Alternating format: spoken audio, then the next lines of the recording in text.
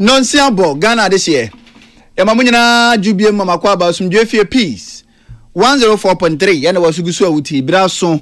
sense me kwotwi ba bramana se mufaje bre waso no so fe kono yere beso mo se nwumere no nsia ka sebo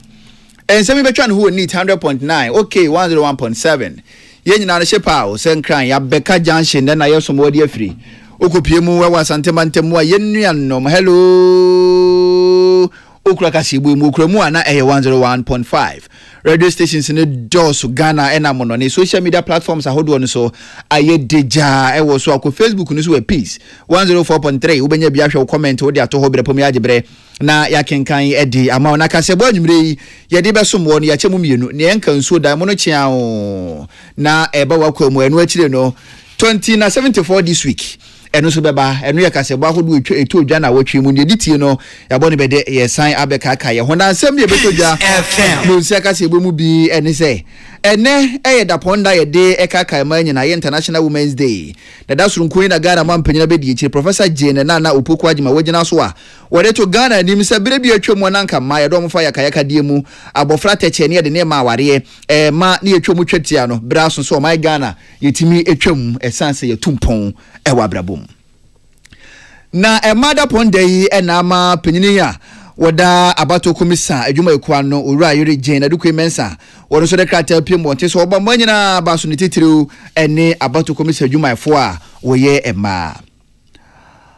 atoy mantam no diti wani so sa afie atwa mu no obehwe hu ni se adehye ode won beto National Health Insurance Scheme hyehyeye su bi no ene ebetwam be wo chichemu aduokono afede kwa probu nkonta no na chese wo bo atwam kura ni padodo na nko hwe ni mu so ode won beto hyehyeye so no aburo chichemu aduokono akwakọ gina chichemu aduokono nan achiripo enwotwe akwakọ ya nigisem ede ama National Health Insurance Authority adwuma efo a wo atoy mantamu we ni nsem dodo na no ena adwumire yere ba beso mu a enka insuda na nia todwa na watwi mu ne ditia yabo ne bede yede beso mu no na watwi mu ene o my Ghana ya fofia na se ye fa ahodie da ye gebre na ye hye ho fa ne ba so ewo mampanyini atena ya Ghana mampanyini okasa ye ewo ase na dwumadi ya chi pepepe no mampanyini na ni kire mu ewo fra mantemu aso chi abo abafie na ese amanfo japade no okoye ekokekire ade hye no ready to wona nim se hye pegu apono so enche bibire no empinfo beba na wa bekọ ade hye no emwa na Independence Day celebration da surunku empinfo gina so a adusuafo baako aduonu mienu 52 wo hye omunyina no animunyam na Independence Day celebration orumanyafo Johnny Timfo Johnson kasade to Ghana fo nyina nim se kwasafo honhom yensa mane mbra biem se na be na kakra oman mpuntuo ne nkanko ye nyina na yehwe anim no ye betumi eduru ho we ni nsem dodo na no ene yabo ne beda nwumire ye de eba besomwo na mebobọ fidie eye 2074 this week 2074 this week 2074 eye ni peduano eduru papa na waye nipa odidi na anom ne de otwu mutan yare ne beba yare no so badia na obehia edura obetimi ede esi yare no anokwan na mekanfo de amawa ene 2074 ko pharmacy ho no mu a na wo hena 2074 no be wonu mu bibira odi 20 a na ka se opeti 74 ebo nipa dua no pa ene sasa abo me kire kidini yare ahodo a odi ekopɛ 2074 kire kwan ne no ne hwade wankasa no beba na de mebo abreme hepatitis B and C so ne di unya obehia T74 ba ko fikira ne fi gya dum yawa wotia ya na no den uhia T74 STD ndemu yare ahodo no 2074 na drupa eno no candidiasis white anase odi pon na gya himfe wono maba so obai obehia T74 oba oboso ehini obehia T74 high blood pressure mojabro so no me se yapo pa wan hwe ya aduane woni gye ho ensa bi woni gye ho enema bi a wo ye na de really stress no doctor baka cho se gyanyi na aye essence of pressure na ekosoro unim odada uhia T74 ebeba normal de amount na high blood sugar no so no obehia T74 ka sign kefri wonu mu banana no odin obekwa na obi edi akini na ball Champions League obekwa na boys ye argument sa onko bi wa no a na honum nyina yedi kafra enkefri wonu mu banana no odin uhia T74 no nu mi wate ebeku timu kuro nyina mese obekasa nipa mu a yebebo ajo so na osa yare no so ya pa na chiri ya sha se nkramfo do na no obefa joint no mo tete didi alaji wanya fasting osimanya osa alaji kono go T74 afeda os fasting ye no wa na beye me say wo osa emfa ho no osa type a wo de ne ye onya T74 na no mo a ebetu osa se ya me say ebebo papa nkuda no me say wo pani ahodo to pa ya ahodo de ayem de bandage ahodo afam so kuro yi enwuda edda kuro yi da wonan ama amanfo kra sha se bo na na be yi bo ma me be yi se ore na 9 no otwitwa so de be ndie be ya najo kono ko peto 2074 wonu bie no na odi asawa bum na odi afa kuru nani anasa odi afa tukuru no so ma ho breka kra bi obehu ni se kuru no asi bitunya bibia na ye honhomu asem onyanya du papa ntia kono ko pet T74 na obehu ni se ampaye waduro ne waduro ne emu maduro pa ye magane so se de eno a ene T74 be ma prostate no eno wa hawa ba mu a obehia T74 ma o mema se mu pa akofom kafra ohia T74 koso na no na behu ni say prostate mu ha nyina no away wo mema sem beba enkonko toto aduro bia o kwa ho fa nkonko ma wo mema sem nyina so wa bra prostate no ene wo ha wom kono ko T74 kira kwan na oba bi dia dance ye liver na infections abamu a ohia T74 wa wonyare wonso a wontia po fatigue ena aba wo so a obehia T74 ewa kwanko wanum aduro bia wo kurum ha empane ahodo ewai enkoda obehia T74 bowura mu pharmacy herbal shop bia ben wo mu kwa wo so petonti na 74 so hwe na ne kambe ye odi atwani a se opeti 74 na be hu ne se ampaye waduro ne waduro ne emo 20 na 74 de magani susi na me so hwe gu kapu mu a ani kroje ti se su ne mu mebe wo hwe na be hu ne se eh se ya duro yes 20 na 74 no ne ko gu ni padua ne mu na be hu ne se yes ye waduro ne emo maduro papa me kan fo de ma de eno a any 20 na 74 ya na frempinifo na no mo chichi nkomo 0246 073 498 0246 073 498 and I say 0501 628 931 0501 628 931 o frem penifo obeje bre na wonu edi nkomo dudu mu nso ba bia wo bia no ye ma wonsa akabine emu ba ku mienu miensa bia wo pe na wo da check how far dia na obowra pharmacy and I say herbal shop bia be wo mu na 20 na 74 no onsa ebetumi akabi mosomfo Sadat Mohamed Masin Konya kasebo making kan edi amamo afei ensem no nkyeremu enie Ewiase nyina ye ne say afibia mu oni yenyi dakro emfansi hono na yemfandi ema ho enkomo International Women's Day ne no na afi o my Ghana yenso ya hye ho fa bi ewo enkran na dwumedi ase no na Ghana mampanyina be di kire Professor Jane na opoku agema yede ne monyam ekwakopie mu ewo ase bi ne ka say no na wo kirim se brebi atwom ne ye ma efa nkwasom ne sabre no atwam ebrebi atwom ne nke se oba krompo de ode ne mu ka sa de no atwam enti braso so o my Ghana ye me ye ni eda hono mo na ema ye do mo fa ye kayaka de mu ye do mo fa nkwasom ne ye do mo koma nipa bi se wonje na wono mo entena no yenhwe na sa de ne yentumi endi so enkonim wo say okwativido mantamu ni bia ya hodo ka ho oba sia ne yebo ne beyi ye bodo ne ye di chenya na asem konson ye da to ne sisi anase ne nan na ye de na buduam ebi krampo ho no ye si o mabo ne ye ku omo abofra teche wonyini nduru ba bia se bi ne ho asiesie mponya hu ye ne ye de na mabema se wono ne nkonko ware obehwe na wo ba ye twani twetia prof chirim se nyina na yade a etietia mafa ahudie so papa ebra so sa ade no ye de tu yechi na ye bo ma na wo so timi tumpon ewo abrabom. This milestone, the milestone we want to achieve as a country through an inclusive and sustained method, is highlighted by an intersectional, intergenerational women's dialogue, which aims at resetting the agenda for all of us, uplifting all Ghanaian girls and women, whether they are students, babies, parents, traders, farmers or fisherfolk, people in other professions, homemakers or rulers, regardless their backgrounds and abilities or disabilities. They all matter. We must choose to end all forms of violence against women and girls, form it may take, in whatever rationale we can profess for it, whether human trafficking, domestic violence, accusations of witchcraft, and the resulting instant justice, child marriage, female genital mutilation, or sexual violence. All of these demand our sustained action. Na eno atire no ada Ghana mampanya be di kire wosan dia pisu say ene yanka ne konkunkuma mu say ya oba ko fichira school no kampanya de obekọ ezanso osuro so ko school de mu ya hwana no ho akwakosaye ama na afefo atwetwe no enti ene onya ko fichira school mpomfa no ho enam so ama NDC bra wo bonto no hye Ghana fo no ho ba se Ghana fo ma NDC ho kwan no betena bedwa kase ne so a obehwe hunu se emma okọ school de emma wana mo ase ye senate pad no bechiche bi de am mo se na ebe no wan hu sesie no so no ebe fa no ntoma padie fira mpa Ghana fo ede wo sia yo ato aba no ede ama NDC na adusua so afo no nya fo haro na adriso de hye egu apono so a enche bebre no san hye a NDC fo di ho komode kire Ghana fo no Ghana fo bi fira se no wa hunu se ekoso e wo schools ahuduom. I'm very happy to report that this time too, we have placed the supply of sanitary pads in our manifesto, and that our current Minister for Education, Honorable Haruna Idrisu, has taken immediate action on it. We must empower girls in different and concrete ways. It is the girls who become the women. No one is born a woman. We are born girl children. It starts from there. And the bottom line remains for many girls, lack of access to basic needs. So fundamentally, we can look at it as a social and economic problem. All these girls dropping out. We need to do a study, as we started some time ago, about their backgrounds. And you'll know that very few of us in this room will have daughters who drop out. What do we have that we cannot share? Let us meet more often and let's share strategies. Na nokrakra mu no na prof ebo ahema no mabaso so papa so konkrutu ahodo mu a ahema no so boa emma wono omotie e wona asase so a eno so aseda soronko oye ni seye. I commend our traditional authorities, especially our queen mothers, for the seriousness with which they carry out their mandate.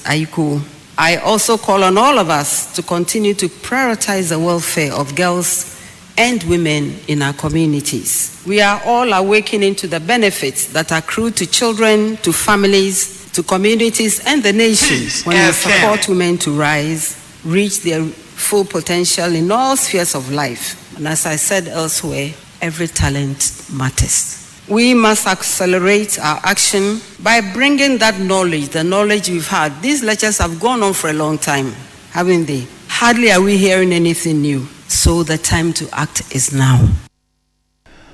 Professor Jane Nana Opoku Ajimai Ghana Mampenyi Abedi Echiri ena wodesa ensemu etuja. Na International Women's Day da ponda wiase nyina no ehye ho foyinam so ama aboto komisa tena yenso e de krata pim monten so a komisa na titena ni owura yire Jane Adukwe Mensa nensa ena ehyase na ne de no abasobosoro nko na wokọ e de ama Ghana manyina ne titiriu ene aboto komisa adwumayefo wonsi yo ne ne edin a odi eye won adwuma wo say e ma wo ye adwuma e wo aboto komisa atena ye ne ka ho bi ena December 2024 aboto Ghana ye kwani mo no etimi ewia sumdie wa bra ne ye kwakopa mpanifo bi se na namu aboto mpeso ahodo so enampo Ghana e mampanyini wo say wo adwumaden Emma eyo ewo ma Ghana mu a eso anipo pa na ehu akwakọ hia so o ma Ghana so yede hihye pogu apono so sene be na ye bebo emma chi dom ne aso na sene na won so otimi atumpon ewo abrabomu komisa kire mu se adwuma Ghana ya ye no eso ani na so dodo na wo ho no wo se ye na yede ebo ama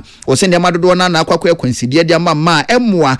emma wontimi emfefe ewo abrabomu wo so hwe afi tiase medadwumadie no so se ye ebo na enkonko ye de bia ne kasa na emu yede hye begu apono so no komisa ni kirim se eto makoma so pa enti won so ogina so no re atumpanifo anim se yenko so na yenya adwuma na kasa ne yentwa so se na be na emma so behu ni se da ponda so nku bi se no se me fa hanu mu a se na mehu ho se me kwa hanu mu a we na menya ayo ho no mo na enkonko basa biribia no ebe kasa sa keke wo se betumi abamu anya de aban kwa betumi ayo enti yenyina no yenso mani nipa yenya ne kakra fa mu a se na be na emma so betumi atumpon ewo abrabomu abato komisa atena ye kirim se obo manyina aba so na afi wode atoma anim se wona ho wode wakukuduro eni wonsi yo ne nyina no eka ho bi na ne eyi da soronko de si ho no mo a emma ye de ehye omo animonyam wo se emma wafo abato komisa dwuma ekonyina mu pen be ye mfinhye aduasa ne yekire ne no komisa ni gina so abo munyina maba so no mo mayiko se mo nkoso we na muntimi muase ne be na emma obetima tumpon ewo wo my Ghana emu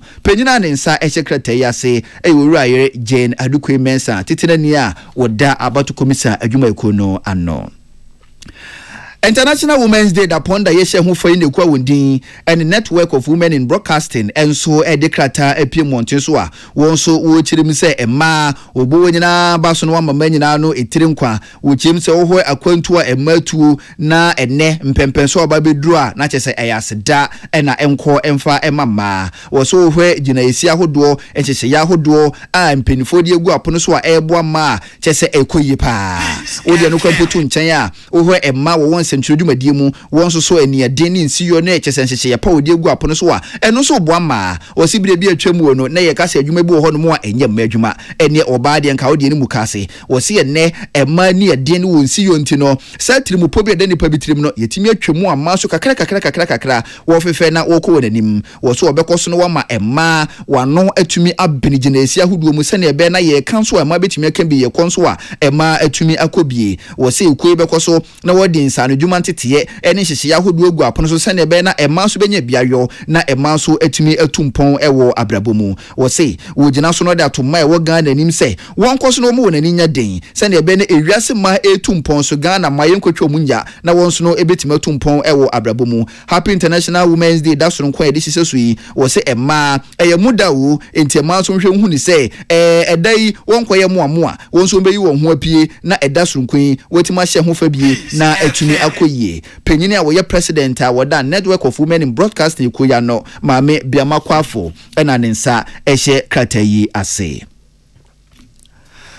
Ena no my Ghana ye fa hudi ye hye ho foi nam so ama sechere Afram Plains mrase bedwani eye urumanyamfo na Sira Afrajache wakasa ede atod na bottom peso aso ade hye nyina anim se obehwe hunu se mpunto mapade obeprebi na wode aboa na de hye wo so bepie mu ewo sechere Afram Plains anema dodo na na chese wodi ho kom eni supa de hye ni benya no de di wonjuma wodi ho kom papa akwan hodo ne nam so dodo na atete se kontebe apomde ho nsem enhyeda enkoyi na wo say wakwakoye wo ba odikan waye mrase bedwani ye de ama ade hye wo sechere Afram Plains no behwe hunu se epunu bi e wo so obomu woni etimi boa se ne ebe na won so no mpuntuo ne nkanko wo hwe ni mu no won sa betumi aka no obo ma no ho ba so obeyo ne sa na etumi aboa wo mu wo se akuafo no obehwe hunu se kua akwakoye o ma Ghana ye chibremo no akuafo wo sechere Afram Plains nso so wode hye pa begu apono so na wode aboa mu pempi na akuafo de won kwa wi akwampo obefa so no wode mfudie ne befire mfuom akwakopie dwadi bi ahodo no so na akwakoye den edamo mu urumanyamfo echiri mu se no so ni papa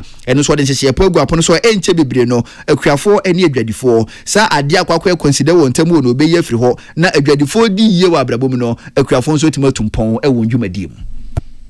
As we reflect on our nation's journey, we must also review our progress and reset our priorities to ensure a brighter future for all. I will use this opportunity to express my profound appreciation to everyone in our district for the roles they play in protecting the peace during the recent elections and getting me elected as the first female member of parliament to represent you. This inspires me to assiduously work in achieving our common objectives as people. Here in Sechere Afram Plains district, we face unique challenges. Our district is predominantly rural, with agriculture being the mainstay of our people's life. Yet, we grapple with water scarcity, poverty, poor educational outcomes, inadequate healthcare service system, and security concerns. Sechere Afram Plains mrase bedwani urumanyamfo na Sira Afrajache nene ena etwaguye na afibia mu no empenifo da National Health Insurance Authority adwumekona no wato embantemu osinkunya na wabu nkompo hwe onachi na wahwe baabi asinto baaye wayensisie na wokho nanim no obehwe hu ni se wondwumadi a wodi da som Ghana ne befa ne ntoma pa edi efira na nkonyasia ekoyi di hihye so no ene wobu nkompo hwe onachi afi atwa mu 2024 wondwumadi ni sen ene kokudruye na dwumadi akire na se nkonyasia na kire no ne wura Gordon Amobo ahe woni central for kasaneka se no na wotirim se nipa dudu ekoni di si wona ne so obehwe hu ni se National Health Insurance Scheme hihye no do mbeto so bi no 2024 de no ebro sokra enye nipa hodo wetima register omo na kwakwaji no hamuchichemu aduokono 9 akiri pongotwe aye 94.8% na edia danse se adwuma de wa Bobby edi asomade hia ewo atoyemantemu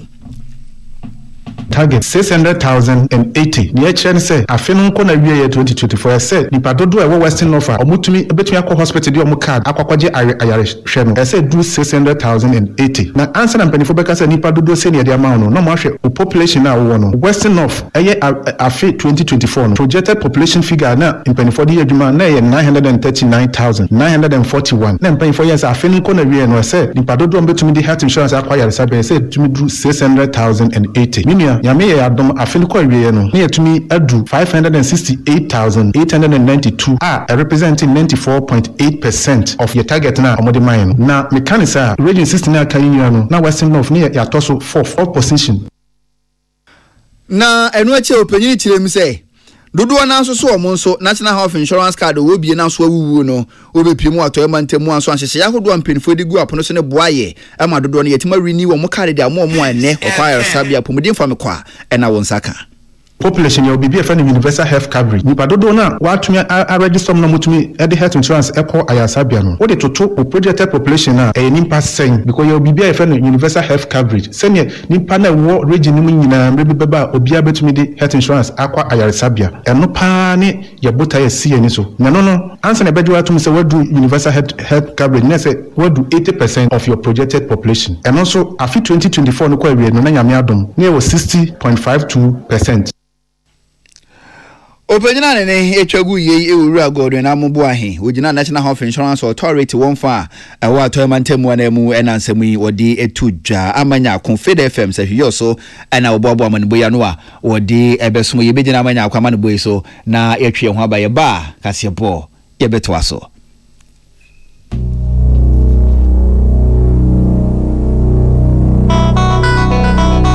Peace FM. Tontonte yanum sane efadwen ne efadwen mpa say na nanu nim se brebi beba ama tonti na 74 opa ye ne simple T74 abeye aduru tonti na 74 ana T74 asa twe yadwene asina nanom dodo so se de na dodo bua ma na nanom enyare basabasa no saa na tonti na 74 ana T74 ebu anipadua no emo immune support enti obi onum bie no abrebia ne ho den tonti na 74 yinso yaye no sensuo krokro wa kama enti baby a wonam bia obetimi de wade akọ samene wa ankefi na ekroyi eda no nko na wie ye wa bra mennom T74 se mennom tonti na 74 menya hodin mennom ne dabia T74 yi eye hahama ene ye de aye na DHC ena aframa na ye kama saa no T74 ahoden ne apomuden ko a woko pharmacy ana baby eto no bia ubenya tonti na 74 yi bia to T74 yi enye ma oba wa fafuro ana obi a oma nufuo ana se obi a onya mfie dumyenu eto phone 050-162-8931 and 0246-073-498 FDA agi etwedi nkratwe atum. Peace FM. Tune it in, turn it up, Peace FM, and rip off the knob. Ghana de siema munyana akwa ba nyumere no sianka sebo na wasugusu awutie yi na 20 na 74 this week ena yedrusu we ensem bi todwa na wotwe mu ne ditie ya bone bede na yede ababe som na sane be na madwenkyere dodo na no ene de mentwangenti no me de first round no ifrase shama ba edna benya odie enie na odie no ma hwemu a mentumi ntiase ye na wo ka se se metiase kakra de a na wo pese wo kire se hwe yemra se bejo fie no a asese bi mpreduasa omoye enimonyamfo bi ama na so kokwa akuafo scholarship scheme yake fama kokwa akuafo ma no na dodo na ate ho no mo no na omo benefit ye omu use di ko school abira akuafo ma te ho no mo a chese wonya bie na shama ba enso de betu musa master planner junior kentampo was it today economic forum no o se ene economic forum wo chena education forum adeche agri committee adeche se ni ah na this na chese mu ni social no bebu o man na mo ba dia akonya ana ase de ben oh dabi was here ncham komu no nyamfo cha so tin o tin coming greater Accra assistant secretary nana akuamu aboatin edie ni Ablekuma Central special birthday enkoma Priscilla Safoa nursing student at BA Nurse and Midwifery Training College osina kopo enchira bebre Baba Mahama oboase die nie ose Ghana for to abade ma president John Dramani Mahama so won be solve Ghana problems emfama yen na so aso mampanyini ba yodidum so na Asia Ghana for kwan ko mensa pillar 2 do mekwa benya constituency ose ma fellow kukrudas emo kan se kukrudas Osie na yango so na yenya agidie ewo NPP abojoko no emu na yenya adwumaden se da be na 2028 betimi a capture power ni biem kukurudu ebefa osie nchankomo odumyamfo Haji Asafia Mohammed Nkami na MPP National Women's Organizer hope for Women's Appeal 2 enso die nie odumya for Charles Otin eki Otin coming greater Accra Regional Assistant Secretary so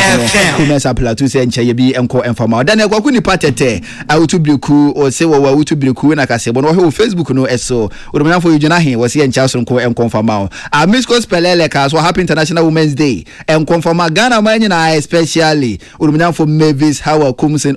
a Miss Pelele odumya for Mavis Hawa Kumsen ya no chana me papa or say incoming MPP National Women's Organizer no urumenya for Mavis Hawa Kumsen Daniel Kwakuni patete awutu briku makenka odi comments makenka odi Misko Spelele also makenka odi akwese wa taxi driver or say Ghana 68 years old now so zero achievement and my Ghana yewo ase yetete san yetisa asa calculator na poposo na chese accelerator no entimi mpeki ehuna etisa na tisa sana kwa kwese o my Ghana wo say yewo subo be yempanifo no ene yemfasa sobo no embo mu kwese wa taxi driver wonso dia odi ebetu mu eno no madwe nchira mo de buy in the first round no aha ena me di ABC ankoma first of all say bia chima sa chi ni wo say manyina no happy International Women's Day so nkon confirm especially ante intiamwa owo achim ayire bi manyina wo fon say ayire bi so na ankoma first say happy International Women's Day so nkon bi confirm ya wafum wo so do nyamfo ales tete ncha so nkon enko emfa emawo dane kwakude patete makenkan wo dia kwese wo taxi driver oben bless mo mame enkomra second round no na mede atoa so ede amamo 20 na 74 T74 nipadua no edura ehia pa no 20 na 74 nipa de otwu mutan yare ne beba udidi a wonom na wo home mframa bi anya papa nti no yare otwu mutan beba na yare no so obade na obehia dura ebetimi no yare na esie ni na watimi adi so nkurim na dura mekanfo de amawo no 20 na 74 T74 sabo kidney and wa hoba mu a obehia 20 na 74 hepatitis B and C obehia T74 ba ko fichira ye wa wotia na ya na no odin na wano num T74 na se de bia kone ko pebie na bosume so ko fichira de baboko endemu yare wa hodo no be ma bi wo ho no mu anaso ba bubusa na wo so media tadua mu bo ha kon de bani nje ho aden o so hu to fe di e hyewro ba mu da wo hu ni sare de na eye na obebo ho ba no aye ho dra 20 na 74 and then we are the one you know away obedu sunkunim one time enti wo de tofe no pese obedi na share robam na pese wo yihu na udia na wa bo ho ban obebo ho ban a o de nom T74 Patricia no na nim na se na me ka na onim ho hwe unya T74 na no no mu a ebebo papa candidates white and as o depo ano na dropa no 20 na 74 so wan hwe na wan kuni ya asenko na how Petit 74 na be hu ni say why to dey pon candidates no obetu ase oboso na ya na ye ya osun ko peja dade bia wo here T74 na high blood pressure and high blood sugar no so na dropa no T74 ka say nke fro no mu ba na ya na no odin T74 ni na dro all sa no so na afisa se malam echiro no be ye bi enye wo sa bia na ye wo kodoko Petit 74 no na kokko ye chi ya kamo ekro na wa ya enko no uzu here T74 onum bi no na odi bi yeso na be hu ni say bi firi ho no mu a ekro no be wu prostate na wa hawa ba mu obehia 20 na 74 liver infections wonyare wonso a wonti apo why check fatigue obehia T74 e work wanko wanu me wadu wo Ghana nyina hospitals ahodo scan ahodo test ahodo ewi oda sobo waso T74 ahana said there be dia Bura pharmacy herba show be a be wo mokwa also pe 20 na 74 wo de okona wo na ka be odin atwaniti ase opeti 74 na no nom na hwa de na be hu ni se ampa endro ne dos na so nya duro bia na ye no we ya bibiduro krojin na be hu ni se wa bibiduro ne wa duro na ye wa duro so na ye wa duro na magani so se no eno a ene T74 from penifo 0246 073498 0246 and answer 0501 628 931 0501 628 931 20 na 74 eni kraya sene se Ghana this week yemfa embambe somo na sembie todwa na wotwe mu enie Peace FM na watwi mu eno my Ghana Independence Day da ponda Ghana nya yemfa hodie ye hye ho fa na mpinifo ye ne sa afidie no sebi obia ne kete wesi eya na eye che dodo nwura na afibia no se ye bodwa kese sa na kaya na o man ne bo no edos nti afidie no o mampanyina tena ye kuma bi se ne be na o my Ghana ye hwiri sika bebre no o mampanyini ekasai. Unfortunately, this year we're constrained not only to interrupt the celebrations rotation amongst the regions, but also to hold it on a scaled-down version here at the forecourt of the presidency instead of the traditional Black Star Square. This is necessary considering the economic crisis our nation is currently experiencing. The state spent 15 million Ghana cedis on last year's celebration in Koforidua and spent 13.7 million cedis on the previous year's celebration in the Volta region. This year, we received estimates of at least 20 million Ghana cedis for holding the event at the Independence Square on the same scale as the previous years. In a year when we are calling on all to sacrifice, including workers who have graciously accepted a base pay adjustment far below the rate of inflation, it is unconscionable to spend that kind of money. Ghana Mampanyi President John Dramani Mahama NOD ensemu yetu dwana wotwi emu na Independence Day dwumadi na chipepepe no Mampanyi bu na ketem ede nani echiremu ewo framantemu ketu South mensini mu wabra na epoaso okyenya boa bafie na bese dodo na ajapade Mampanyi no kohwe adehye no ntibia mu na awokwe no wo hu ni se adan be yaduonum ba 51 de nyina no kyese adweregu adehye na akwakoye hawo ede amomo nipa be 300 ina babi wodi wontibeto akwakoye den so edi amuom no Mampanyi bo na no ho ba se Blekusu Sea Defense Project in tosum yenu no enche bebre Finance Minister kenkan budget no obehwe na Finance Minister dia shem se na be na dwumadie no ebifrase dia ma de hye no. Is ready, the design is ready. We just have to allocate the funding so that the project will start. Happily, the Finance Minister next week is going to present the budget. So I'm going to ask the Finance Minister to include funding to start phase 2 of the Blekusu Sea Defense Project. Before we came here, we went to the resettlement project that I believe or I've heard is being financed by Ghana Gas. I don't think the project was well thought through. The work is shoddy, and even the area where the resettlement is being built is a flat area.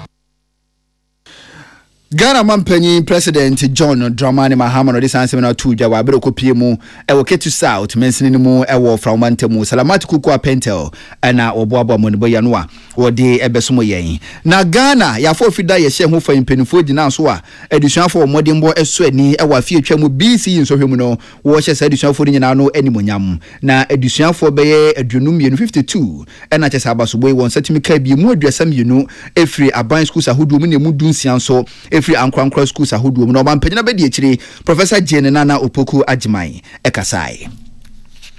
Those who didn't make it today, you can make it tomorrow. So don't give up. Keep learning. Aim for excellence. You will get there. And as I used to tell my students on campus, you shoot for the moon. And if you don't get to the moon, make sure you land among the stars. Every talent is important. Whatever we can do that support others, that make others happy in the positive sense, is a blessing. So keep that one also in your minds. I have heard the speakers come in various languages and they respectfully made their requests known about protection, about good health, but what I found most important. Ghana Mampanyi abedi ekire Professor Jane Nana Opoku Agyeman ne ena etwagu yansem nyina no bededi na watwi mu Patricia Sefafisha ena wode amanboyi ebesomo yen na Ghana ya for fida ye hye hofa no ena sensa otumrase bedwani wurumnyamfo Reverend John Intimfojo wono so kasa de ato Ghana fo nyina nim se kwasafo honhom no yensa mane mbra bim se na ebe na mpunto ne nkankwa nyina ne yehwe ni mu so mane beduru ho no ebetima bamu ede amayen enie meyekramuni asemesi ye Kristoni ntimintim ne nya adwuma baako me MPP ni asimesi NDC ne mintim ne ntena office baako se yi sɛso ne ban ne firi ho no betimi aboa yɛhwɛ mpanifo bi te sɛ kwa menkroma de bi dan kwa pa grant ne nipa bi mu ɛbɛboa bere wo mogya ni yɛ de ani to saafo no yɛnso yɛbetimi aboa amoman no ayeye. After 68 years of independence, so now Oda is a free akumem na as citizens yetumi done a didi try mine so atosin kopase and then Ghana ni typical Ghana ni edon a political party in Ghana a typical Ghanaian edon na sorry oko in Ghana and no na ma ya do aye wode ma o mine atosin na the America nyina say UGCCU CPP say our parties are won ko fa independence na de ba ekra say yen trying to omudi Asensa otumrase bedwani wurumnyamfo Reverend John Intimfojo na watwi mu wode saa ensemu yi etu dwa William Gentu ene Emmanuel Akole ana wode amaneboyi ebesomo yen na watwi mu ena Ghana Mampanyi National Economic Dialogue Forum woda na die ewa Accra International Conference Center o Mampanyi ka sem na wuchirim sa adwen ho ye na ni ba akofo tirim wonso nso ni nipa ene nti woje adwen kire kwampa ebefa so o man Ghana sika sem ebefa ne ntoma pa ede efira o Mampanyi ka sai.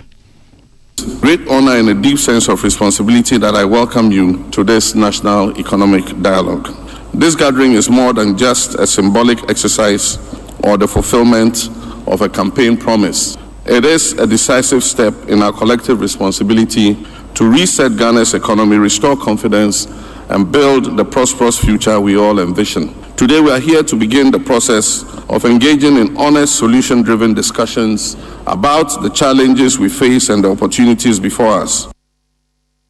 Nanu atire no ena omampanyini wo sabo Bank of Ghana sobo se wo a wondo wonso a wompam onto momoni ntonko bi na so afene bekọ apre no Bank of Ghana ka wabo e change de ne otima koledwam ene no omampanyini kirem se Bank of Ghana hye pampenifo anye waban ye twamu nti ena ne yesidi ne mpo no atete se konte ba hodi bi animu na so waban woni ne mpenifo de hye pa begu apono so se na be na Bank of Ghana enim ebesan abanya bobiem.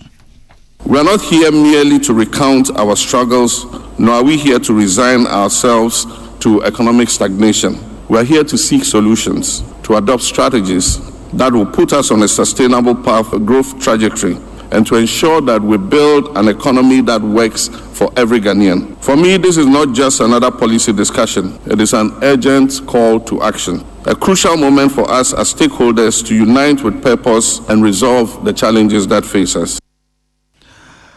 President John Dramani Mahama na wachimu wodi ensamuyi etuja Salamati Kuku Apentel ana wodi amaneboyi ebesomo yen na dwumade ase no na adwuma ko enya ne siam rasebedwani ono anso ene fotosamfo Dr. Atofos ne wakasa de atuja so o man gane babi esika sem gina no egina menabofo achi sempenufo am o mani anye diamfo ne yansi fo manye ntutuye pa dia ade ne ani ene beye o my Ghana. The current growth model will not be sufficient to meet Ghana's needs and aspiration if nothing is done. And it will mean that we have to take an urgent steps to correct this trend. Ghana needs to take advantage of its demographic dividend. With 500,000 young people joining the labor force each year, 500,000. Within the current growth model, growth will reduce to only 3.8%, which represent 2.4% GDP per capita in less than 15 years from now. There's an urgent need to implement ambitious reforms to reset the economy in the next 4 years. Oromanyam for Dr. Atofos no yefotosan for ono anso ene mrasebedwani de made hye wadwuma ko nya ne siem abato mpesu aso ne ena etwagu ye Salamati Kuku Apento na watwe mu oboabo amanboyi anu a wode ebesomo yen na wabra na mpenifo asinkunya no woto adwen na Ghana mampanyini President John Dramani Mahama ekasare na wotirim se abaya wotwa mu no kwen wofo aso no toto obane sika ho nsem ne akwakoye se Ghana economy no akwakoye crime scene na anisa was criminally managed economy na wey na domfrefo de ma NPP amanyuko no lawyer Henry na nabo akirem se na edi asem na omampanyini ken in fact wo bu NPP amanyuko ni nyina nimtia enka ne fotosanfo bu na nimtia enka ne Ghana mampanyini so bu na nimtia se wakasa abra na bepa achewo ampanso omutrokrata ati mpenifo esijina ese enyade a ebeko enyade a ebeko no efri se omampani kroye na nsia okohia labor ebra na automaketu mu ohamu nchichimu edu eno ono no se MPP potokasem o say we have criminally managed the economy. Now Ghana has become like a crime scene. So ansama omampani kan no eyonkontompu eyandada eyatro ehwamudi kasa Domfrefo de ma NPP amanyuko no lawyer Henry na nabo achi adodo na sanemrane na nabi ne ena etwegu ya nsem nyina no ebededi na wotwe emu na National Economic Forum na fo mienu ampenifo disi ho no wode je adwentoa na wahwe kwampo abefa so my Ghana wode nhyehyɛ pa begu apono so na sika sematima soro gina na so waka no Dr. George Donfield penine banku ntabu a wa bi wo mu papa pa kire na adwen wo ho na wotirim se wo hu ne se sa National Economic Forum no se bi mpredua bibi pa bi ebitima firi mu aba Etinka planning ni sanema no enkenya boni. Unfortunately for Ghana, ababeye ejimbi say abai bia obebe bia no opese woye sa ame planning. So but it say economy being a problem pe ye koye economic forum. Now unfortunately no sani pe kusia nsemo omo kan dada na yatie na esaba. Let's say ekon bia so Ghana ye ni problem. Now so kakra yemi na kakra ne say the year 2023 ending. You say nipa kogu Alisa Hotel. Last year around July baby. And the NDPC we document it come Ghana by. Maybe I never to abandon Ghana by Anthony I implemented. What is going to be different from this document and what is going to be written. Dr. George Donfe, opinion of Bankuntabua, wa be wumi papa, and what China Adwin say here for National Economic Forum no ehu. Nakasa no Professor of Finance at University of Ghana Business School, Professor Godfred Bokpin, Esu Chiri Muse Wononso, Senior Dr. George Donfe, China Adwin also sape pepe no hunu say, Nkunyesia mpeni for dashi sesui, bibi pabi ebeti mefiri mwaba. Issues, and yet completely new. What we have gone through, sales independence, the management is very common to us. And I think the president also indicated that this dialogue will not be a talk show. For me, that is the take home from what I've seen here. And some of the things that have been discussed here, they are not completely new. They will take new dimensions. But I think that the most important thing is the president emphasizing that they will implement the recommendations from this dialogue, and he takes ownership. And more importantly, that we are able to build consensus on where we are. Professor Godfred Bokpin, opinion were Professor of Finance at University of Ghana Business School, and now what you move on also Chiranadwin our National Economic Forum Jumadia and Pin for her ya, where they SHS wono home. Communications Director Edema CPP Amonukono Ura Osei Kofi Akwa, one also Chiranadwin a wochirim say, Huako Hias ene, baby o my gani jinano, Yeshadadin Shema pa, Ugo upon also send a Benny Sika Hun, some of the fan to my pay differa. Nayanquanko any son, says Economic Forum say, dear, any dadanwa, any because on Yatinemu Yanshamun say. Ye for Sergeant for Dr. Kwame Nkrumah kwa wo fa so to Ghana sika sem anase MPP for de odi akogui ye nhwe ne ye si hu gina ye ne ye nyusu baako ye mfu ye ni sisu yi ne no e ne bitima abo man no Sa national economic dialogue ya omanpanyi do mahama so ye no medie msusu mu no omatie ne se awo se oma we ye si gina ye se ne ye pese ye chichire oman yi sika sem. Are we going to go the increased and the planned economist or the socialist way, and now say we want to embark on the MPP agenda of capitalism? Say almost say freedom in democracy or say so this country has to decide whether economically we are going left or we are going right. Ora Osei Kofi Akwa, where communications director Edema CPP Amonukono ana wachimu ononso ochira na adwin sei ede efa National Economic Dialogue Jumadia ekoso no eho na State of the Nation address o Ghana ye bobra na wotwetwemu Ghana mampanyin ko kenkan ye ewo mrasebedwafie no na wachimu na mrasebedwafie no wasi nkonya wodi ho abubu a na eno na Bolga Central mrasebedwani orumanyanfo Isaac Adungu wakase echirim sa manfo dodo na no ene webo mampanyin sebo se ase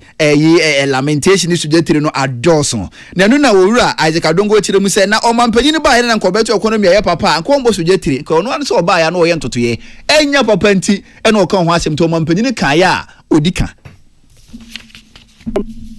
ECG, after all the tariff increases where people buy even credit and they get home and they are afraid to slot their car because immediately you put the car in the credit rate,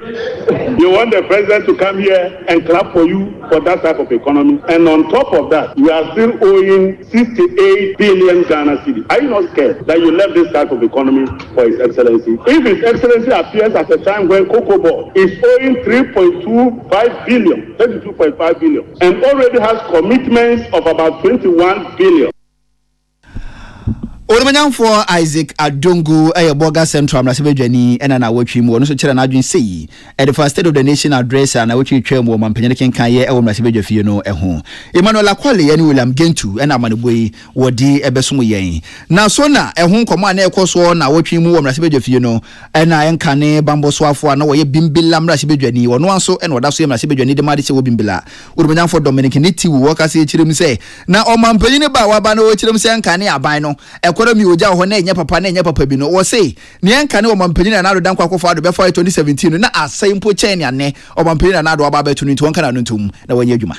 Mr. Speaker, we contracted 2 major fishing harbors in Elmina and Jamestown. Mr. Speaker, we contracted more sanitation facilities than any other government since 1992. Mr. Speaker, we contracted more sporting facilities than any other government since 1992. Mr. Speaker, We restore the Ghana Armed Forces, we restore the Ghana Police, and increase the capacity than any other government since 1992. Ankane bambo swafo wa ye bimbela mrasibedwani wurumanyamfo Dominic Nitewu ena wono nso kire na adwen sei ewo mrasibedwafie na watwuma la kwale en William Gentu ena wode amaneboyi ebesomo yen na yeda so wo so na nsensemu a dom kese do bando dani abedi ekiro wurumanyamfo Kwaku Ricket Hagan wono nso kire na adwen na wo sei abaya wotwa mu sese ya hodo wode baye te se 1D 1F planting for food and jobs no ebebo man ne kapo pa Ghana yenya so obi na mfamfiri so ene ko Ghana afana nyina planting for food uhu food no baby ena uhu job no so baby ente ye kasusuro ena aban no dada Ghana for Ghana for sika ekodiye. This program did not provide enough food, that did not make this country food security, and did not create the jobs that should be associated with this. Mr. Speaker, the more planting for food and jobs that we did, the less food we produced and the less jobs we created. It makes you wonder what the previous government was planting, that we did not get the food and did not get the jobs. Mr. Speaker, in terms of unemployment, as His Excellency said, the current hardships that we are facing as a result of a number of our people not having jobs to do. Unemployment basically has moved from 8% to around 14%. So it clearly tells you that all these flagship programs that were supposed to create jobs did not actually create them. So the policies were actually a failure, to say the least. Mr. Speaker, another thing that has created the kind of hardships and the crisis this country and the economy is in is to do with a high level of inflation. Oromanyamfo Kwaku Ricket Hagan openyini wo yedom kese no bando dani abedi chiro no anso eni Cape Coast South mrasibedwani eno no so kire na adwen ewo sona na wotwetwa mu mampenyini kenkan ye ewo mrasibedwafie no eho saa Emmanuel Akwale ni William Gentu na manuboi wodi ebesomo yen na oromanyamfo Kwaku Ricket Hagan yeda so ewo na kache a osaka se biemefo sona no ho na wo kirem se kebe ya ohu se na dom kese no wo doso na dom kuma no so ye kuma bisasabi anomamba bitawo no so na no ho nkomo ye koso ne nka dom kuma no ye mo kasa ba ko na nka dom kese mo makasa be ye 4 anasa 5 sans mo ne doso wo na so dom kuma no bando deni Oromanyamfo Alexander Fanyama kirem se ehene ha wo mpene so. It is a way they want to use to run away from their own SONA. We are ready to debate the SONA. If they don't want us to debate the SONA, they should say so. If you cannot stand the heat of the minority, you can walk out. Walk out is part of parliamentary practice. You should walk out. You can go out. Today you say you have majority. Look at your feet. Dom kuma no bando dani Oromanyamfo Alexander Fanyama ken ena cheseni kuku paye wabra dom kese no bando dani abedi chedi sansusu no ebetumu na dom kuma no bando dani kasa wie ye pepe na dom kese no bando dani Oromanyamfo mama yare gansu chirimu se esusu ampenufo da betumu no nankan se he ezanso dom kese na wondodo ye 187 dom kuma 88 inti abane say na debate e ma wo 5 e ma menso me 5 e ko ba sa de na na tese dom kese no dodo na ntimi nkasa nti be ya kasa susu ye no won fanya adwuma. Multiply 4 by 10, that will be 40. This side of the House, represented at the committee meeting by 4 members, proposed that we should share the time equally. They will take 20 and this side will take 20. So each day, 5 people on this side and 5 people on our side. Dom kese no bando dani Oromanyamfo mama yarega eno no so kire na adwen se ye de fa ho na bra na se chiniye no koso mrasibedwafie no ano ena mrasibedwafie chiam ya bedi kire odikan Oromanyamfo benada hiafo wo kire mse ne wo firi oni wo tuaka o ne raso nya nto biem dode no adoso edinti no mrasibedwafie asetena no o suspend no ye se mpinifo ko na akobisa abere wa ba. That cannot be resolved by our own standing orders. We have to build a consensus. And in the absence of a consensus, then we can take a decision by way of voting on the matter. In the submission of the minority leader, he stated clearly the speaker has his own view on this matter. Mrasiba Jafie Chame abedi echira wodi kan worumanyanfo Bernard Ahiafo eno no so kire na adwen sei na wotwe mu ewo Mrasiba Jafie Manuel Akoli eno William Gentu eno oboabo amonbo ya no a wodi ebesomo yen na fotosanfo Dr. Mohammed Amin Adam enkane fotosanfo Dr. Mohammed Amin Adam no so kasaya na wotwe mu wo frɛ Ghana mampanyini John Dramani Mahama so we terminator na terminator oye ne say obaye as a contract obetu ye nyina no we ne watwam ene oko attorney general kache amanfo cases na ye twam yesi afadwuma omampanyini se mempene na watwam ene ntino oye terminator Dr. Mohammed Amin Adam ekasai. They promised 2 more people for each job under the 24-hour economy program. Ladies and gentlemen, it is now a notorious fact that to create vacancies for the purpose of employing NDC youth, the Mahama administration has sacked thousands of young Ghanaians who had been properly employed by the previous administration. The termination of the jobs of young Ghanaians, which has become synonymous with Mr. President Mahama, who we now prefer to call Terminator 1. Enkane fotosanfo Dr. Mohammed Amin Adam eno ono so na wotwe mu wodi sa ensem sei etu dwa William Gentu ene Emmanuel Akoli ena amanuboi wodi ebesomo yen na wotwe kuro ya mu no ena domkuma no bando dani orumanyanfo Alexander Afenyoma Akin wokase ekirem sei wabra na endi samanyoko no bonto ano hye Ghana fo bo ebo na no ho ba se wo ba emadodo na obenya kwan ewo endi samamu mu ene post no ya chama ye yasa ema wonya kwa wendi samamu mu no endu ha mu chichemu aduasa 30% ne no eno orumanyanfo Alexander Afenyoma Akin se ekirem se bo hye wo ya kadan se ne endi sikan no wo hwe no fanya adwuma wo ma kwan na wonsom ewo endi samamu mu. He has announced his cabinet. This is a president who says he's doing research. What is he researching? When Hajia Ayamba Ladi is here and has not been given an appointment, when Honorable Helen Intosu is here and has not been given any appointment, when Honorable Poku Asoya is in this chamber, when the Okankwe North MP is here and has not been considered, because the law says you should do a minimum of 30%. You are doing 10%.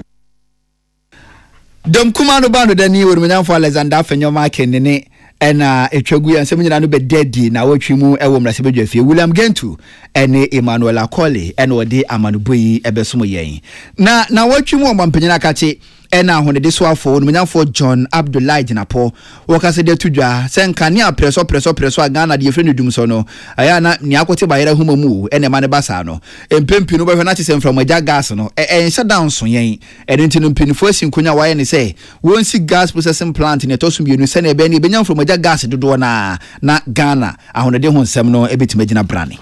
The turbo gas processing plant can generate about 100 mm SCAF. ENI can generate about 235 mm SCAF, and then Nigerian gas can move up to about 100. But because of increased demand, you still have a shortfall of about 100 mm SCAF. And so it's not as if all these plants are not producing. They are Orumanyanfo John Abdullahi Jinapo eya honede soafo ena na wotwim wodi ensemu etudwa na ne chocho mucho ni nua kronkron ono so yadama gomra se bedwani Orumanyanfo Samuel Abdullahi Jinapo so kasaya ono so wobo president John Dramani Mahama so bo se ne ensemu o kan so ono de oba o de lane government ne be yadwuma ene na aban ne be yakuma bisa Seleman bi matwo no o se won hwe hu ni se won konkofa sa ade no so na che se onko appoint presidential staffers bebre adan ya se onye soafo o ye presidential staffer na so na ketu akro na ne de ma no se ko basa na che se wodada Ghana fo enti ade no wo ya wonye na Ghana fo hu ni se waye na wonja say presidential staffers no wodo so asa no. What the Ghanaian people ask for is that we have a lean and effective government. And I'm submitting that you will not be able to determine the size of government just on the basis of the number of ministers and deputy ministers appointed alone. It goes beyond that, because as I said on the floor of the House, the pegging since the inception of the Fourth Republican dispensation is that the Chief of Staff at the Office of the President is pegged at the level above Cabinet Minister who doubles as a Member of Parliament, but one step below the Speaker of Parliament. That is the ranking of the Chief of Staff. So if you want to understand what the Chief of Staff's appointment, the burden it has on the National Exchequer, the Chief of Staff's salaries, conditions of service. Daman gomra sebedwani worumanyanfo Samuel Abdullahi Jinapo ena wode sa ensemu yi etudwa William Gentu ni Emmanuel Akoli na wotwimu wɔde ama no boy film Brasebedwa fie ɛde ɛbɛsom yɛn na so na ho nkɔmɔ na ɛkɔ so na wɔtwum Brasebedwa fie no ɛna tiwa East Brasebedwa ni opanyini yɛn kane na wɔyɛ fotosanfo abɛdi akyire wɔnumnyamfo abena sayasare wɔno so kasa akyire mu sɛ wabra na Ghana ma mpanyini kenkan State of the Nation address no wɔse economy obeto yɛ no ɛhyɛ da nyɛ papa bi na ne wɔnumnyamfo ni kyerem sɛ na ewiase a Ukraine Russia ntɔkwa abedi yenya COVID-19 abedi yenya na waba beto economy we ya na nka wo mpewe na de na wopɛ $1 billion. $1 billion. Check out 250 million or $1 billion. What do you get? And that's how we pay. We did not go around complaining about it, but we did the needful because we had a decisive leader who was responsible and competent. Mr. Speaker, let me also put on record. Mr. Speaker, let me also put on record that it is evident for everybody to see that an economy that grew by an average of 6.3% from Q1 of 2024 to Q3 of 2024 cannot be said to be an economy in ICEC. Olumanyamfo abena sayasare opanyini tiwa East Brasebedwa ni enkane na oye fotosanfo abedi akyire na State of the Nation address ho nkɔmɛ kɔso Brasebedwa fie no ɔno nso kyerɛ na adwen sɛ yɛde ɛfa ho la kwale and William Gento na wotwim wɔde sama ne boyi ɛbɛsom yɛn na amrado Dr. Johnson Esiama na wotwim nso kasaye na ne kase no na wochim se Bank of Ghana tena yefofra empenifo esi a wonya nwie no sika komo no be $88 million na so empenifo nwie yo na se ne sika sia komo ye nwie no odwene ho ahwo hyada ntiase nti ba wa bayi obehwe ahunu se hwehwemu ma power debt be koso e wo sa yedan ya wasidi esi ho no mama Bank of Ghana no mo. Project was initiated before our tenure. We are fully aware of our responsibility to manage resources efficiently and to operate with transparency. Mr. Speaker, the reconstituted Bank of Ghana board will be sworn in next week, and the board will begin reviewing some of these legacy issues. Indeed, Mr. Speaker, we have scheduled for board agenda a detailed briefing on the new Bank of Ghana building.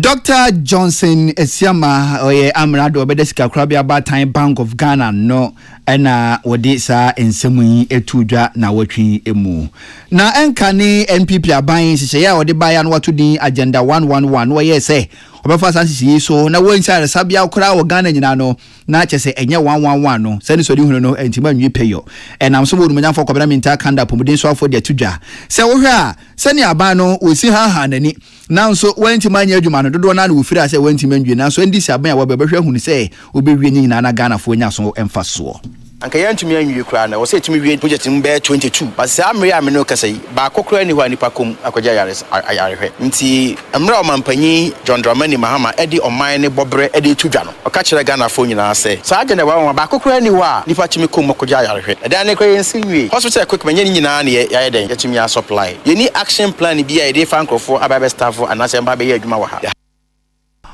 Olumanyamfo kwabena minta kando apomudin so afo ana na watwi mu wode sa ensemu yi etudwa Samuel Aguri ene wode amanebui ebesomo yen na watwi mu ene wo so afo da kwan ne akwantempon waso ye no ano Olumanyamfo governance Kwame Agboja wakasa na wabo mpinifo ano ho ba se so am interchange no endi saban behwe na wawie da madehye a e wasantemantem. This project has been a very important project for government. If you were just to go to that runabout, you realize the frustration that anybody going through Kumasi, going to the northern part of the country go through. So it was a national, a project of national importance. Unfortunately, the source of the money for the project couldn't materialize fully. But even then, government,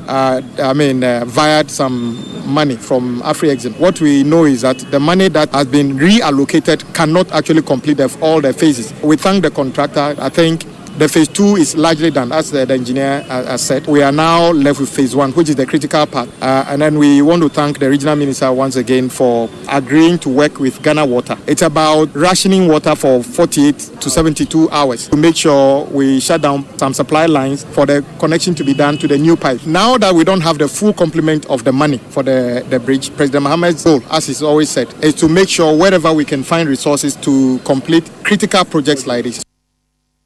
Akwani akwantempon so afọ Olumanyamfo governance Kwame Agboja ana na watwi mu wode saa ensemu yi etu dwa se ka se bone ye woda na de aseda ama 20 na 74 mo ne be so ya sena T74 this week ye de ebesumwe mu somfo Sadat Mohammed ni na madwen kira mo de aba na me de eto aso de ama mo Hail Selassie Patriotic Voices God so ye adwenkyere na twam nanso mebo me homode na makenkan dodo na de afiri ho piaga o se lights out saa achema asafo aden Mr. Mahama Azeman ensu de nie Azeman Ventures o say Naomi Krum ayo Azema Ventures enso edienie ye adwinkyere begum bebrese na wo kan a na twamko na so de mamembo me homaden Azema Ventures ewo Kronom opposite de benjwadi bia no ana wo se Madagana now 68 years Independence Day a lot of natural resources now so yentimi enhwe ya ankasa ya management yi de bia ne IMF na bosia boa kese ene ya buru bosia mayeka ejina $721 billion aba Ghana kakere ya ewo kwantwa o eyo o se moda ne maame afia de we inside nkransa bunsu Azeman se encha so konkonfa maame mensa magid ne ebechem Toronto o se MPP for mani na hona montoto mo party ne na misinformation na mo tumfuto go Ghana for no enkusi ba bia o se ex president Anado Danko Akufo-Addo appoint nipa 930 presidential staffers JDM 30 presidential staffers na MPP for musui me de munya hu hwe was resetting Ghana no basopo panamupo mumpo NDC be resetting Ghana was in Chankomo Manyamfo Ishak Dauda popularly known as Uluman Asutifi South constituency Mensa Majidi Diano no Ananu Kunsu Kojo Krum was Peace News is the best in town and Ananu Kunsu Edibetumu Akismi Sehi Bekwai. Also good evening man Sadat Mejo so was my memfasa akonya we so na Elder Moses Kofi a sessional supporter or dear Madusuafo a especially 6 March celebration no e electoral area Elder Moses Kofi akismi se be kwa sinyakopon wonchira bebre na 6 March no oboa mo frana ma na yefe pa especially ne wonderful wife so was also oboa Adusuafo nti akismi se be kwa o de e no Master Planner Junior Kentampo o de e na me de etwaso was today economic forum China education forum or China Biom Agri Committee Master Planner Junior mekenka ba ko dada Capito go so mention so die no say MPP still mo ye the best wate urumanyafo afenyo markings na o say more heat no bagawa yakra koso na bodwuma people am na sebe jefi hono sa suja sa Capito manhia o de adbetu masa wood bantima o say national economic dialogue no totally bogus o say waste of time okura political gimmick na je say amanyofo no o di bring Ghana for so enya hwe no moye President Mahama still a ka kire Ghana for say oni ideas o de bebu o manage say oni Ghana for sha kwajo madwen eno so de be no de be no masa wood bantima de o de betu mu no Mensa Majid Makenka o de dada yi Crespo Fufu was a happy Independence Day and confirm Ghana for especially hard working with Manyan for Richard Kojo Wasau incoming MC Atwemago Bejanoff and a Crespo Fufu so be 2 man and Kunsu Makenka Crespo wonso Makenka Masawuda wonso Makenka do na na chese ahuriko na so mo amode be chire be mo homade na makele firi hoda mamo tina enim to die ni Opare Jonathan Junior owo twifo Heman Lower osi Peace News die ye Mamba Kenya no size and adebetu mu Dina Penamai also anwam ewu Kumase and a working can say a man now so we are proud of them especially today International Women's Day Dina Penamai